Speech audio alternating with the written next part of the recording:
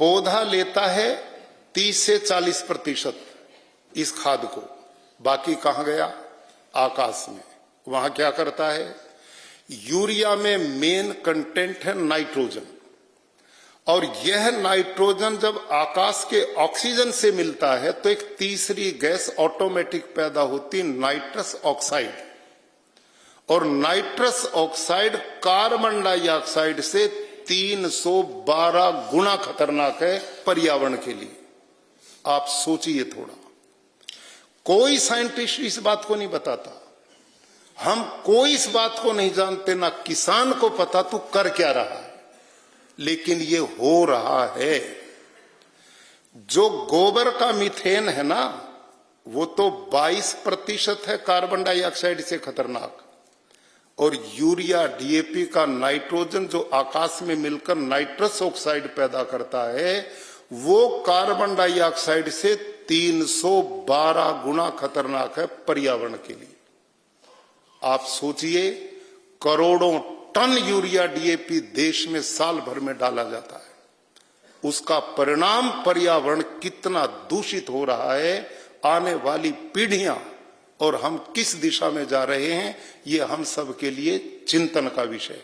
Number 2, जो भाग पौधा लेता है वो तने के द्वारा ये जहर कहां जाता है? फल में, साग में, भाजी में, अनाजों में, और फिर वो खाते हैं हम, फिर वो हमारे अंदर जाता है। इसलिए मैं सब जगह लोगों से प्रश्न करता हूं, आपसे भी करता हूं। आज से 40 बरस पहले इस देश में कोई नहीं जानता था कैंसर क्या होता है, कोई नहीं जानता था डायबिटीज किसे कहते हैं, कोई नहीं जानता था हार्ट अटैक क्या होता है, कोई किडनी नहीं बदलवाता था, किसी की पेनक्रियाज फेल नहीं होती थी, किसी के घुटने नहीं बदलते थे। आज सारी ताकत हमारी अस्पताल बढ़ाने पे लगी हुई है। क्यों? मजबूरी है, दिखाई दे रहा है, कोई व्यक्ति स्वस्थ दिखाई नहीं देता। अब प्रश्न ये है, जब 30-40 साल पहले ये बीमारियां नहीं थी और अब इतनी तेजी से बढ़ रही हैं, कैंसर की तो इतनी गति अब देखने को मिल रही है। कैंसर सोसाइटी गुजरात में, जिसका मैं अध्यक्ष हूं प्रदेश का, अभी पिछले दिनों हमारी मीटिंग में मैंने डॉक्टर से पूछा, जी क्या हाल है इसका? कि जी पूछो मत, डर जाओगे। एक डॉक्टर साहब ने कहा, प्राइवेट काम करते थे, जिन्होंने कहा मैं अब से 2 वर्ष पहले तक महीने में 1 पेशेंट नया मेरे पास कैंसर का आता था, और वो कहते हैं अब प्रतिदिन एक नया मेरे पास आता है। अब आप देखिए क्या गति है। आज बच्चे स्कूल में पढ़ रहे, पढ़ने वाले बच्चे सीढ़ी पर चढ़ रहे, गिर पड़े मर गए, ग्राउंड में खेल रहे, गिर पड़े मर गए, हार्ट अटैक। 20-20 साल के बच्चे, 15-15 साल तक के बच्चों में हार्ट अटैक आ गया, किडनियां खराब हो रही हैं। इतने छोटे बच्चे, आप कैंसर हॉस्पिटल में जाओ, उन्होंने ना धूम्रपान किया, ना उन्होंने दारू पी, ना कोई गलत खाया, छोटे बच्चे हैं, वो भी कैंसर से जूझ रहे। पशुओं में कैंसर आ गया है, पशुओं में हार्ट अटैक हो रहा है। बिना कारण के तो दुनिया में कार्य नहीं होता, कारण तो है ना।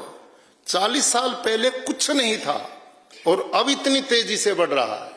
इसका सीधा कारण कि आज हम जो खा पी रहे हैं सब में विष है, सब जहर है एक प्रकार से, और वो ऑर्गन को वीक करता है, और धीरे धीरे आदमी बीमारी और अनेक तरह की विपदाओं का ग्रस्त हो रहा है। ये इसका बहुत बड़ा दुष्परिणाम आज दिखाई देता है। लेकिन हमारी ताकत किस बात पे? उत्पादन बढ़े, उत्पादन बढ़े। कहीं एग्रीकल्चर यूनिवर्सिटी में जाओ, साइंटिस्ट से मिलो, बस उत्पादन, ये नहीं देखते पर्यावरण का क्या हाल है। तो उत्पादन नहीं घटता, लागत इसमें है नहीं। मजे की बात क्या है? प्राकृतिक ખેતીનું જે ઉપજ થાય છે તો ઘણી જગ્યાએની માર્કેટ છે એ ગોતવા જવી પડતી હોય છે। તો મારી વિનંતી છે કે પ્રાકૃતિક ખેતીથી જે ઉત્પાદન આપણા ગુજરાતમાં ખેડૂતો કરે છે જે વસ્તુનું, એ ઉપજને આપણી ગુજરાત સરકાર આંગણવાડીના બાળકોને જે ખોરાક આપીએ છીએ જો એ આપવામાં એની પાયલોટ પ્રોજેક્ટ તરીકે કોઈ તાલુકો કે જિલ્લો પસંદ કરીને જો આપીએ તો કુપોષણનો જે ભોગ બને છે બાળકો એની અંદર પણ આપણે ફાયદો થાય. પ્રાકૃતિક ખેતી દ્વારા જે ઉત્પાદન થાય છે, જે ફળ ઉત્પાદન થાય છે, અનાજ ઉત્પાદન થાય, ફરજિયાત તમે એનું ત્યાં વેચાણ કરો. સૂચન ઓલા થાય તો 100% ખેડૂતોને એનું પ્રોત્સાહન મળે. जो भी किसान प्राकृतिक खेती करके जो भी उगाते हैं, जो भी पकाते हैं, उसका सही से ब्रांडिंग पैकेजिंग वो खुद से नहीं कर पाते और इसलिए उनको क्या करना पड़ता है कि वो सोशल मीडिया पे अपनी रफ वीडियो बना लेते हैं अपना खेत की, मैंने देखो ये पकाया वो पकाया, जिसने वीडियो देखी उसने कमेंट किया और नंबर से कांटेक्ट करके अपना माल डायरेक्ट बेच दिया. जो भी प्राकृतिक खेती करने वाले किसान हैं उन सारों को एक सेंट्रल प्लेटफॉर्म पे ला दिया जाए कि सारों का रजिस्ट्रेशन एक ही प्लेटफॉर्म पे है. पूरे देश के किसी कोने से किसी को भी अगर परचेस करनी है तो वो उस प्लेटफॉर्म पे जाएगा, किसान को देखेगा किस गांव का किसान क्या उगाता पकाता है, वहां पे ऑर्डर डालेगा. इधर से किसान को अगर थोड़ा ट्रेनिंग मिल जाए कि आप ब्रांडिंग कैसे करोगे, क्योंकि कभी कभी ऐसा होता है कि चीज बहुत अच्छी है लेकिन पैकेजिंग सही नहीं है. तो किसानों ने खुद मुझे कहा है, अभी पिछले 1 महीने पहले ही मैं उनको मिलके आया हूँ. आप सर महोदय आपका प्रयास बहुत अच्छा है. गुजरात का गांधी का फिलोसॉफी ये है कि सोच सही होना चाहिए और प्रयास सामूहिक होना चाहिए. आपकी सोच सही है. मैं सालों से प्राकृतिक खेती करते आ रहा हूँ. मैंने उसमें पाया कि आज जो कुछ वेजिटेबल जो मैं उगा रहा हूँ वहाँ पे बहुत बढ़िया से, न तो कभी उसमें कुछ कीड़ लगी, मतलब उसमें वेजिटेबल में बहुत सारा उत्पादन उसमें पा रहा हूँ. मेरे पास गिरगाई भी है और हमारी कॉन्स्टिट्यूंसी में बहुत सारे लोगों को, फार्मर लोगों को मैं मेरी खेत खुद दिखाता हूँ. वैसे मैं तो कोस्टल एरिया से आता हूँ सर जी. मेरी एज जो है वो 62 है. मेरे जीवन में और कोस्टल एरिया में रहने के कारण सर हम लोग फिश भी खाते हैं. हमको बोलने में कोई उसमें दिक्कत नहीं है. वो टोटली ऑर्गेनिक है सर. और पूरे वर्ल्ड में मैं बताना चाह रहा हूँ सर, पूरे वर्ल्ड में आज जो कुछ ऑर्गेनिक अगर कुछ डिश मिलती है पूरे देश में, और सबसे डिश में बहुत महंगी जो डिश होती है वो फिश की डिश होती है सर. वो बताना चाह रहा हूँ, कुछ उसमें अवैध नहीं है सर. मैं जो खाता हूँ वो बोलने में कोई अवैध नहीं है, लेकिन प्राकृतिक खेती के कारण सर मेरी एज आज 62 है, लेकिन आज तक मैं चैलेंज के साथ बता रहा हूँ सर, आज तक मैंने एक टेबलेट कोई खाई नहीं है सर. ये मेरे लिए बहुत बढ़िया बात है सर. और मैं अगली बार जब यहाँ पे आऊँगा सर तो हमारे मुख्यमंत्री जी को हमारी वेजिटेबल जो है ऑर्गेनिक वेजिटेबल है वो मैं खुद लेके आके सर को प्रेजेंट करूंगा sir. Thank you very much. મારા એક અમારું ફાર્મ છે, એમાં અમે પ્રાકૃતિક ખેતી કરીએ છીએ. એમાં નાળિયેરથી માંડી તમામ વસ્તુનો જે વિશેષ અલગથી ટેસ્ટ છે, નાળિયેરની એકદી મીઠાશ હોય છે એ પહેલામાં હોતી નથી. એટલે મારું એક સૂચન છે કે અહીંયા જેટલા ધારાસભ્યો છે અને જેની પાસે જમીન છે એ પોતે આજે એક નિયમ કરે કે અમારા ખેતર અમારી જમીનમાં અમે પ્રાકૃતિક ખેતી કરીએ. એક મારું એવું વાત હતી કે જ્યારે સાહેબ ઓર્ગેનિક એટલે કે પ્રાકૃતિક વસ્તુ ખરીદવા માટે બજારની અંદર કોઈ જાય છે ત્યારે પહેલા એને એક ડર રહે છે કે ભાઈ આ પ્રાકૃતિક વસ્તુનું સ્ટીકર ભલે છે પણ છે કે નહીં, આ લેવું જોઈએ, ભલે કોસ્ટલી છે એટલે પેલો ખચકાય કે ભાઈ આ સાચી છે કે ખોટી છે. એટલે એવા માટે એવા કોઈ સ્ટોર સરકાર તરફથી આપણે મૂકીએ કે ભાઈ અહીંયા જ પ્રાકૃતિક ખેતીનો અને ओरिजिनल वस्तु મળશે, सारी प्रोडक्ट મળશે. हर एक गांव में 1 एकड़ जगह,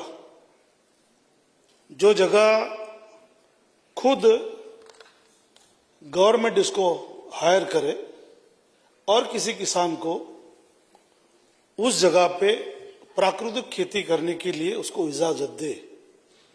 उससे सर फायदा ये होगा कि एक गांव के अंदर प्राकृतिक खेती अगर नहीं हो रही है, गवर्नमेंट इसको चालू कर रही है 1 एकड़ में, तो वही गांव के जो किसान होंगे वो किसान उस जगह पे जाएंगे. 1 साल में 6 महीने में उसकी फसल जो निकलेगी, फसल के तौर पे उसको खुद को भी पता चलेगा कि हमें भी ये करना चाहिए. तो सर मैं मानता हूँ गवर्नमेंट के अगर आपके माध्यम से और स्पीकर साहब के माध्यम से और कृषि मंत्री के और मुख्यमंत्री के माध्यम से सभी विपक्ष भी साथ में जुड़ा हुआ है, तो ऐसी पहल गुजरात गवर्नमेंट को करनी चाहिए कि तात्कालिक सर्टिफिकेशन थाय કે પ્રાકૃતિક પ્રોડક્ટ કઈ છે અને અપ્રાકૃતિક પ્રોડક્ટ કઈ છે એનું સર્ટિફિકેશન થાય એવી કોઈ ડિવાઇસ કોઈ બનાવતું હોય તો એને સરકારશ્રી દ્વારા સપોર્ટ મળે અને એવી પ્રોડક્ટ બને જે હેન્ડી પ્રોડક્ટ હોય કે વ્યક્તિએ પ્રોડક્ટને ટચ કરે તો એમાંથી તરત જ ખબર પડે કે આ પ્રાકૃતિક છે કે બિન પ્રાકૃતિક છે.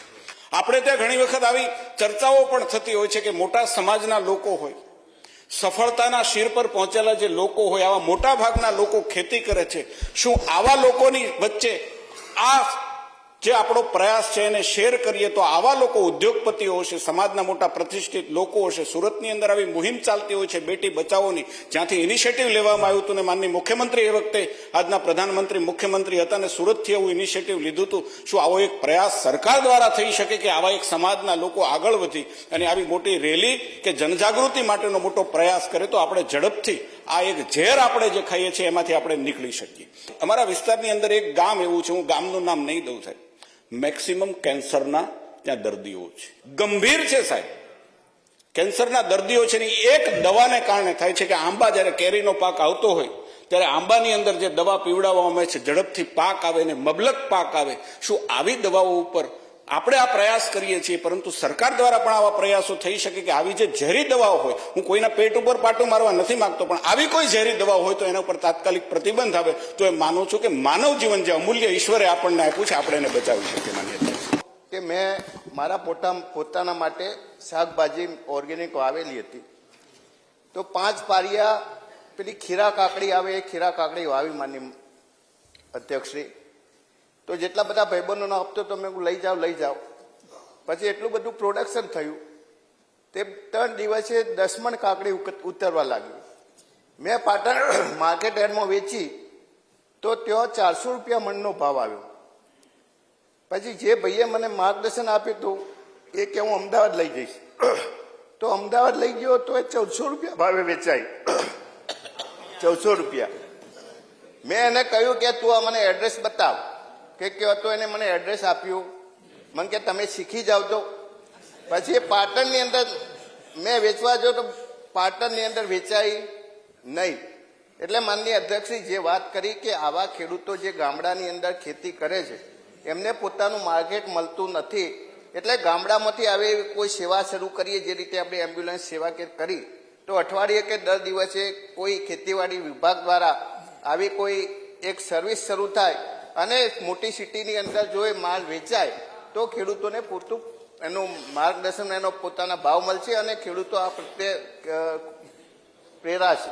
सूरत में, भरूच में और जूनागढ़ में, इधर बड़ोदरा में, इधर अपना राजकोट में ऐसे जगह बन चुके, कड़ी में भी माननीय पटेल साहब कह रहे, तो ऐसी व्यवस्थाएं अब कोई 200-300 जगह पे बन चुकी हैं. और आपने जो ये इच्छा व्यक्त की इस दिशा में अब और तेजी से हमारे जीतू भाई बाघानी जी इस पर लगातार चिंतन करते हैं, उनकी सोच लगातार काम करती है. हमें पूर्ण विश्वास है कि आने वाले कुछ दिनों में ही ये जो बेचान केंद्र हैं इनकी संख्या बहुत अच्छी बढ़ेगी. अपने सभी लोगों के सम्मानित आदरणीय लोगों को बुलाइए, मैं उसमें आऊंगा और बताऊंगा कि प्राकृतिक आहार किस लिए जरूरी है. कितने कीमती लोग हैं जिन्होंने देश समाज के लिए बहुत कुछ करना है. कैंसर हुआ महीने में ही चले गए. कितना बड़ा देश समाज और व्यक्ति को घाटा हो रहा है, ये चिंता है.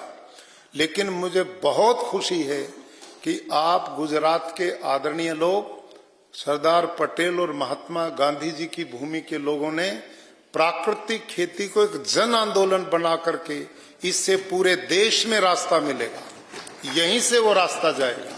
કોઈને પણ અહીંયા ધારાસભ્યશ્રીઓ છે, પૂર્વ સંસદ, કોઈ પણ વ્યક્તિ અહીંયા બેઠા છે, ખેડૂતો પણ ઉપર અહીંયા હાજર છે.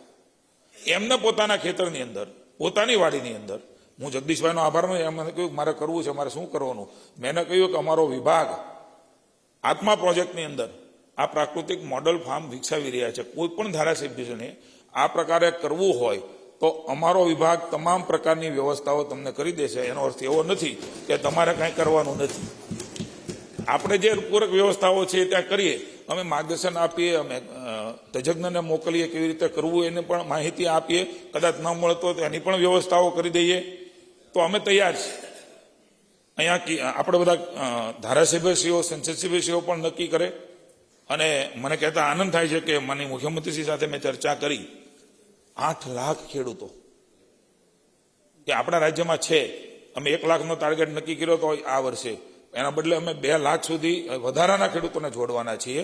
અને માનનીય મુખ્યમંત્રીશ્રીના માર્ગદર્શન નીચે મારો વિભાગ એટલે કે આપણા સૌનો કિસાનોનો વિભાગ 500 ગામ પ્રાકૃતિક ખેતી તરીકે એ 100% થાય એના માટેના અમે પ્રયાસો કરવાના છે. અને જ્યાં થઈ રહ્યું છે એમાં વધારે પ્રયાસ કરીશું, કારણ કે નથી થતું એવું નથી, આનો અર્થ થઈ રહ્યું છે. પણ જે ગામમાં વધારે છે, એમને ખબર છે માર્કેટ ક્યાં છે, કેવી રીતે એને ઉગાડાય છે, શું શું એમાં જોઈએ છે, એ ગામને પસંદ કરવાના છે. મહામહિમજી 19 ગામની અંદર રાત્રિ નિવાસ કરી ચૂક્યા છે. 19 ગામની અંદર કોઈ રાજ્યપાલ માત્ર પ્રાકૃતિક જનજાગૃતિ માટે થઈને જાય એવા આપણા આખા દેશના પહેલા આપણા રાજ્યપાલશ્રી છે કે 19 ગામમાં રાત્રે રોકાવાનું, સ્કૂલમાં સુવાનું, બધાને અવેર કરવાના, ત્યાં વૃક્ષ વાવવાનું, સ્વચ્છતાનું કામ કરવાનું, પ્રાકૃતિક કૃષિની વાત કરવાની, સેમિનાર કરવાનો, આવું અદ્ભુત ડેડિકેશન. મને એવું લાગે છે કે મહામહિમીએ જે પ્રકારે વાતાવરણ બનાવ્યું છે, માનનીય વડાપ્રધાનશ્રી, મુખ્યમંત્રીશ્રી, આપણે સૌએ આ વાતાવરણ બની ગયું છે.